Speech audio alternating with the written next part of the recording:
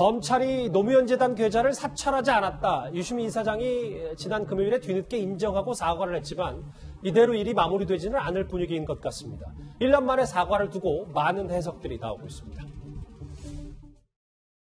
혹자들은 그냥 뭐 이제 사실관계 밝히고 사과했으니까 오히려 사과도 안 하는 대중보다 나은 거 아니냐라고 하는 경우가 있는데 천만에요. 누가 또 다른 신뢰할 만한 정권의 정보를 가진 사람이 와가지고 야 이게 도청장치 있더라 얘기해주니까 그걸 믿고 좀 한 거거든요. 그래서 유시민 이사장이 본인이 진짜 이 망상한다고 비난받지 않으려면은 어디서 이런 정보를 제공받았는지까지 밝혀야 될 것으로 보입니다. 그런데 그분이 만약 공직자로 밝혀지면요 이거는 걷잡을 수 없는 상황입니다. 이준석 최고위원 저희 내일 출연하는데 출연해서 또 이 질문도 드려야 될 건데 부자검차장. 네. 야당 일가 혹은 이준석 최고위원의 주장은 이게 그냥 본인이 계좌 추적을 당했다는 거를 본인 스스로가 망상에 빠져 얘기한 게 아니라 분명히 어떤 소스가 있었을 것이다. 이렇게 의혹 제기를 하고 있거든요. 네. 그러니까 뭐 그 유시민 이사장 같은 경험을 한 사람이 많지는 않을 텐데요. 계좌 추적을 한다라면 되게 조용히 했을 거 아닙니까? 그러니까 그 당사자에게 알리고 계좌 추적을 하지는 않았을 것이기 때문에 그러면 과연 유시민 이사장은 그 계좌 추적을 하고 있다라는 내용을 어떻게 알게 됐을까요? 뭐 꿈에서 누가 산신령이 나타나서 계시를 줬을까요?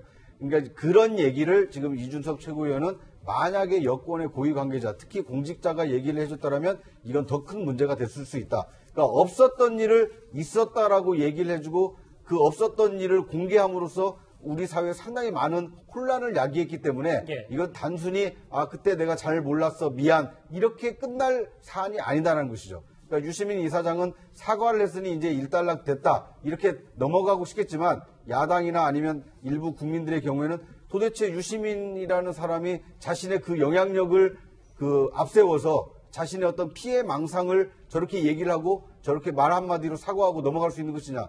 그때 당시에 무슨 일이 있었던 것이냐. 누가 과연 그런 그 허위 정보를 알려준 것이냐. 이거에 대한 의구심이 좀 꼬리를 물고 있기 때문에 아마 유시민 이사장의 사과는 사과만으로 끝나진 않고 계속 좀 논란이 이어지지 않을까 하는 생각이 듭니다. 조상호 부대변인. 그런데 오늘 일부 야당 의원은 이런 사과가 대선 출마용이다. 유시민 이사장의 이런 주장을 했는데 이건 어떻게 좀 받아들이십니까? 그거는 좀 참 대단한 상상력이다. 이렇게 말씀드리고 싶고요. 왜냐하면 유시민 이사장 스스로 사과하면서 앞으로는 정치적 당사자로서 행동하거나 정치적 그 평론을 일치하지 않겠다고 현안에 대해서. 현안에 대해서 얘기를 했어요. 아니 대선 후보로 나오는 걸 고려하는 사람이 앞으로 정치 현안에 대해서 이런 방구 말을 안 하고 나올 수가 있나요? 그리고 이 지금 내용을 보면 굉장히 진지하고 구구절절하게 사과의 내용을 담고 있습니다. 그러니까 단순히 사과에 그치지 않고 이 사과가 다가 아니면 어떠한 형태의 책임 추궁도 달기에 받겠다. 뭐 그런 표현도 등장하고 내가 어떻게 하다 보니까 이 공직자인 검사들에 대해서 과도한 정서적 적대감을 갖고 그에 대해서 논리적 확증 편향에 빠져서 글쟁이로서의 기본을 어겼다. 이런 표현들 나오거든요.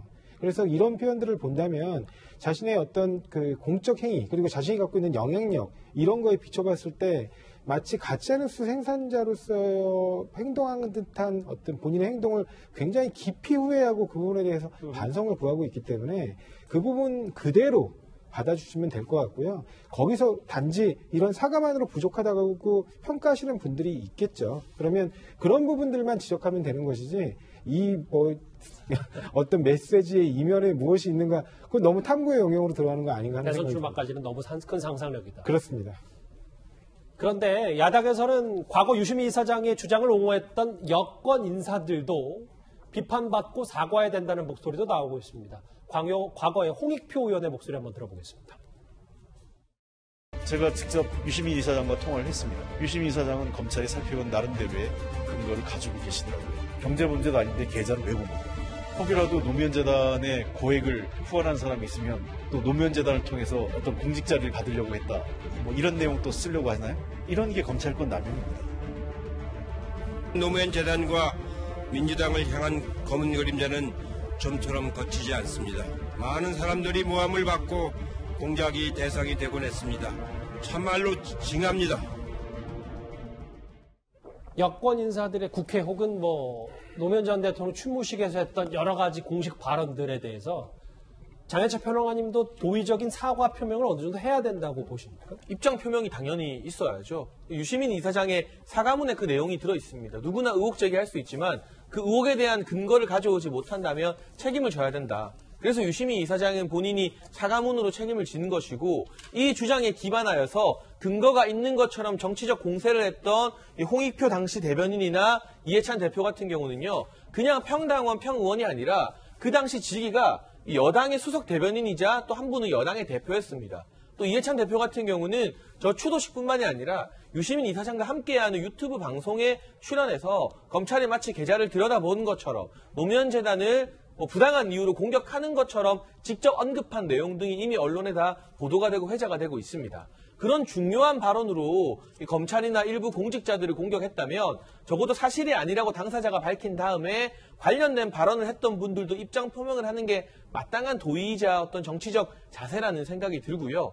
조국 전 장관이 가짜뉴스에 대해서 징벌적 배상제가 필요하다는 의견을 참 많이 밝히지 않았습니까? 예. 물론 이 징벌적 배상제 도입에 대해서 찬반 의견이 많겠지만 대체로 지금 범여권에서는 언론의 가짜뉴스가 문제다. 가짜뉴스를 기반으로 주장한 사람들에 대해서 징벌적 손해배상을 해야 된다. 언론개혁해야 된다는 식의 발언들을 참 많이 해오고 있습니다. 그 같은 기준을 똑같이 적용하면 유시민 이사장이나 이해찬 대표 그리고 홍익표 의원 같은 경우도 징벌적 손해배상은 아니더라도 본인의 어떤 근거 없는 발언으로 피해를 끼친 사람들 또 거기에 대해서 어쩔 수 없이 의혹을 가질 수밖에 없었던 다수의 선량한 국민들에게 사과 메시지 정도는 밝히는 게 어느 정도 피해 보상 마련하는 그런 대책이 되지 않을까 싶습니다.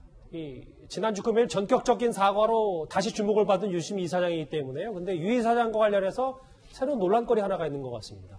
아내 명의의 서울 방배동 빌라가 3년 새 6억 원 정도의 시세 차익을 본 것으로 추정되면서 과거 발언까지 소환이 됐습니다. 정말 강력하고도 혁신적이고 상상할 수 없는 부동산 정책이 나왔으면 좋겠어요. 더 이상 뭐 땅 사고 팔아갖고 부자 돼야지. 이게 아예 생각조차 할 수 없는 그런 세상이 됐으면 좋겠는데 소망일 뿐 전망은 좀 비관적이에요. 그래도 희망은 가져봐야죠. 과거 부동산에 관련된 본인의 가치관을 얘기했는데 실제로 좀 내막을 들어보니까 이거 물론 불법은 아닙니다. 법의 테두리 안에서 아내 명의로 적법하게 집을 샀고 근데 그 집값이 올랐고 그래서 일부에서는 그럼에도 6억 정도의 시세 차익을 얻은 그 정도로 추정되는 것들이 본인의 말과 좀 배치되는 거 아니냐라는 비판인 것 같은데요. 유시민 이사 말뿐이겠습니까? 말이라도 그렇게 하지 말지. 왜냐하면 좋은 데 가고 싶고 좋은 데 환경에 살고 싶은 게 인간의 본능이잖아요. 근데 장하성 지금 주중대사는 모든 사람이 강남 살 필요 없습니다. 이런 이야기를 한 적이 있고요. 조국 전 장관도 마찬가지로 지금 방배동에 살고 있습니다. 많이 올랐다고 하더군요. 유시민 이사장 저렇게 겉으로는 부동산 가지고 이제 돈 못 벌게 하겠다. 부동산을 투기 못하게 하겠다. 그렇게 이야기를 하면서 지금 현재 있는 장관들, 여당 의원들 대부분 다 그렇지 않습니까? 말이라 좀 하지 마십시오. 제발 국민들한테 저렇게 솔직하게 이야기를 하시라고요. 나도 살고 싶다. 나도 집값 올리고 싶다. 라고 이야기를 하면서 하면 설득이 될 텐데 본인들은 아닌 척하면서 저렇게 실제 행동을 하고 또 하나는 뭐냐면 저는 이게 뭔가 음모의 공장이 있는 것 같아요. 아시겠지만 지금 예전에 그 광우병 것도 그렇죠. 사드도 그렇죠. 사드 전자파가 사람 튀겨 죽인다면서요. 그 다음에 세월호 고의 침몰했다면서요. 그 이야기 한 사람 한 분들 어디 계십니까 지금? 예. 그렇게 됐습니까? 그게 다 그렇게 해놔놓고 더군다나 전문가란 분들이 여당에 어떤 면에서는 많은 어떤 고위직에 있는 분들이 그렇게 국민들 선동해놔놓고 지금 와서 저는 그런 면에서 본다면 유시민 이사장의 저런 솔직한 고백은 상당히 칭찬하고 싶습니다.